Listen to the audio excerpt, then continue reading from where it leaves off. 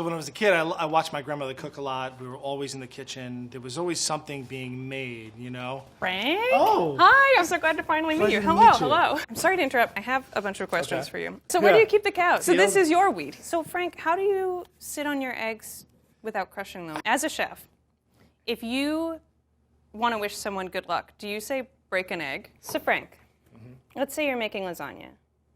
You don't have any tomato sauce.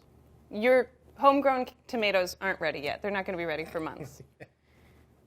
Are there any other sauces you might use? Is there any other, say, red sauces you might use for lasagna? Red, sweet. No. I'm Frank. I'm a professional chef at the Institute of Culinary Education, and I've been cooking for 24 years. Anytime you have a crowd over, you should make this lasagna. Hi, I'm Julie. I am a level 2 chef. I make pasta a couple of times a week. It reminds me of the summer that I spent in Cortina d'Ampezzo. Hi, I'm David, and I'm the editor of Epicurious. Gee, oh, jeez. Hi, I'm Rose. I'm a food scientist. And I'm John. I'm a level 1 chef. It's kind of like making a cake because of all the different layers, and I just think it's really, really fun. And here are all of the answers. To all of your questions. About lasagna. Hey. Let's go. How many layers of pasta should you have? You can have as many layers as you want. There are no rules. I think your lasagna should have 16 layers, which would mean like 4 to 5 layers of pasta. So if you're doing, sauce on the bottom, and then, a layer of pasta, and then your cheese or bechamel, and then your sauce, blah, blah, blah, you're going up. So like, do that 4 times. I think that's a good lasagna. For me, the answer's 3. I would probably go 4 to 5 layers, and there's no hard number on that. It's pretty much what fits in your pan. I've even seen like the 24-layer lasagnas, the 100-layer lasagnas. Pretend you're from Chicago. Make a deep dish lasagna. You could do 5, that's better. If you could do 6, that's even better. If you could do 7. So my traditional layering method is bed of sauce, Bed of sauce. Sauce on the bottom. Definitely sauce on the bottom. noodles, then the ricotta cheese mixture, layer of spinach leaves for the green, and then on top of that, meat sauce. And then repeat. Pasta, sauce, cheese, pasta, sauce, cheese, pasta. Pasta, sauce, cheese or bechamel, grated cheese or bechamel, another layer of pasta. Keep on stacking that up. And then on the top, you want to make sure you put a nice layer of sauce so everything doesn't dry out. One thing that's really good is if you sneak in a layer of like prosciutto, you kind of just sneak it in. Ooh, it's a 2-part question. If I want to make lasagna but don't have pasta at hand, so I have to replace them with bread slices. What changes do I need to make a proper lasagna with bread slices? Get the out of here. Prison lasagna, is made with bed sheets and bread slices. Who would eat that? That's impossible. It would not be a proper lasagna. I guess what I would do is I would make sure the bread was really toasty or compact so it didn't soak up a lot of liquid and become soggy. My mind's racing here because I think if you only have bread slices and you can toast them and dehydrate them and layer them with sauce, ragu, cheese, bechamel, that could be really delicious. You know what I would do? I would toast your bread, add a little sauce, add a little cheese, and make an individual portion. That upset me. Next question. Oh my gosh. Is my mom a criminal? Oh my God. Is my mom a criminal by putting pickles in the meat sauce?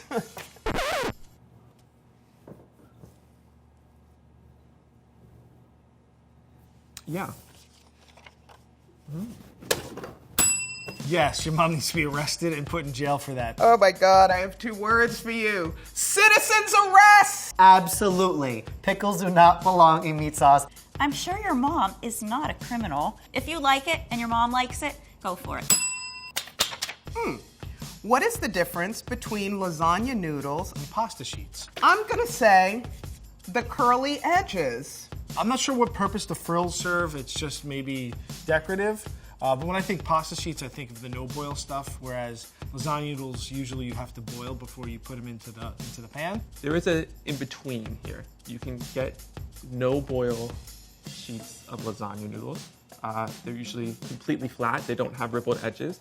And those can just be layered right in lasagna without boiling them first. When I did my lasagna video, I just boiled some fresh pasta sheets. There's a lot of pastas on the market that have no-boil pastas. They're perfectly acceptable for this, but for my lasagna, I'm gonna make fresh pasta. Everyone thinks pasta is this complicated thing. It's not. I think you can use them interchangeably. Oh, did you see that?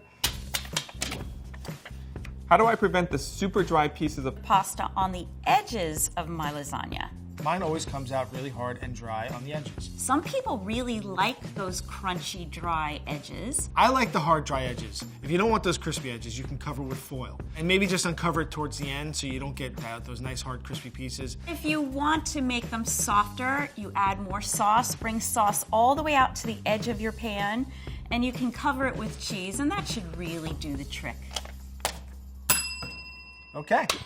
Sometimes when I make lasagna, the ragu results in so much red oil. Both in and on top of the lasagna. Is there any way to reduce that, or am I doing something wrong? I don't think you're doing something wrong. I think a good ragu should have a layer of oil. The first thing I would do is look at the type of beef you're using. Look at the fat content. Are you buying 80-20, which is like 80% lean, 20% fat? Are you using a higher ratio of fat? You want to cut down on the fat side, so you want to get a leaner meat, basically. If it's really, really too oily, when you take it out of the oven, here's where some bread can come in handy. Just sop the oil with a little bit of the bread. Don't use a paper towel, use some bread. Chill, if you chill it properly and put it in the fridge over the night, and a lot of that fat you can just peel off. Because it's a lot of animal fat, it'll solidify, and you should be able to peel it off. I personally don't mind it. I think it's flavor. Yeah, I mean, I could use a little fat, so I'd love to know how you add things like vegetables To lasagna without them going mushy. or ruin the texture. Don't add vegetables. What, are you gonna put cabbage in there? I don't think so. I put baby spinach leaves in my lasagna. I just use these baby spinach leaves, and it's really easy because it's a leaf, so it's just gonna cook a little bit more. Spinach works really well. Collards work really well. If you gotta have vegetables, do something like zucchini, yellow squash. And slice it lengthwise and salt it for a little bit first. And that really draws out some of the moisture from that vegetable. Quickly, like, flash boil or parboil your vegetables, and then that's all you're gonna do with them, and then layer them down. You can use the zucchini in place of noodles if you want, or you can just add it as a layer too. I would think about what are you doing to the vegetables before you put them into the lasagna. Are you cooking the vegetables first? Because if you're cooking them first, then you should just cook them a little bit less, and they'll retain more texture as they cook in the oven. The other thing is you can bake the lasagna uncovered a little bit longer so that the water can evaporate and it's not going to remain in the lasagna pan if you have it covered. Ooh. If I don't have ricotta, What other cheese could I use for lasagna?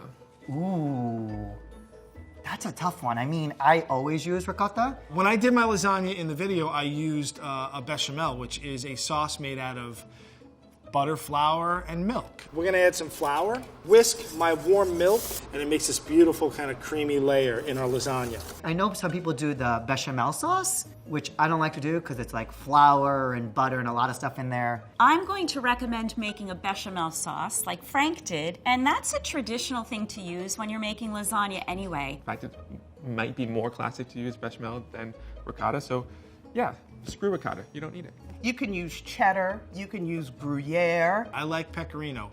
I'll always be a fan of pecorino. It's a little sharper. I would not use blue cheese because you're not a maniac. You probably don't want to hear this, but you could use tofu.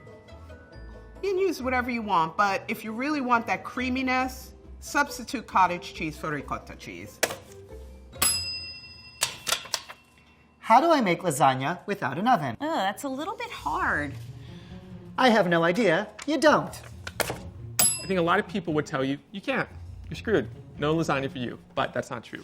You can actually make lasagna in the microwave. There's a recipe on our site for microwave lasagna, and it surprisingly works really, really well. You're not going to have that nice brown cheese, and you're not going to have that crunchy, crispy quality when you do that. You just won't get that kind of like nice, roasted flavor that you get when you put a lasagna in the oven. You could probably just put it in a saute pan and layer everything, put it on medium to low heat. So that's it. Are these real? I'm just kidding. How do you make vegan lasagna? Oh, here we go again. I'm not vegan. I know there are a lot of vegan substitutes for things. I guess it's just buying ingredients that are vegan, cutting out the meat, and praying to God that it tastes good. Rose! Vegan question! If you want to use pasta, read the label on the pasta box. Most lasagna that you buy like this is probably vegan already. Commercially dried pasta tends to be just semolina or a hard durum wheat with water. You can try using a nut milk or a plant-based milk to do the bechamel. Easiest thing to do would be just to get vegan cheese, and there's a lot of that out there now, and it's not bad. You could use soft silken tofu, whisk that, and use that as kind of your ricotta layer. I think that would be decent. And then you can also do a little bit of a breadcrumb on top. And don't have me over for that, right? I want meat. Okay. Last but not least, What are some ingredients we could use to Elevate the lasagna. truffles, spices, etc. Please don't put truffle in your lasagna. Well, truffles is a really good start. I would use them sparingly because they have such a pronounced and persistent taste. I probably would stay away from truffles just because there's so many other flavors going on there. Use some good meat with this. This tough piece of meat needs some time to break down. When I did my lasagna, I did a short rib. It's a really nice piece of meat. Add some cured meat to your lasagna, like thinly sliced, very thinly sliced prosciutto or jamon, or even something like mortadella could be really good. Buy better tomatoes, use better olive oil, get the good cheese. Well, truffles, that's a Frank question, but I like to experiment with spices. I like to kick it up a notch with a couple of things. You could put any spice into your tomato sauce. I mean, you could do tomato sauce with fennel seeds. You could make it very spicy. You could throw chilies into your tomato sauce. I like to use a mixture of ground beef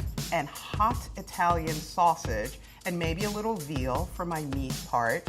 Sometimes I will put different kinds of mushrooms, like mixes of wild mushrooms, not truffles, because I don't have a truffle budget.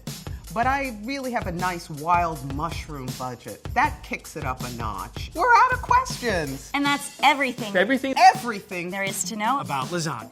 Okay, maybe like 10%. It's my way to make it. I don't care about how you do it. Just have fun.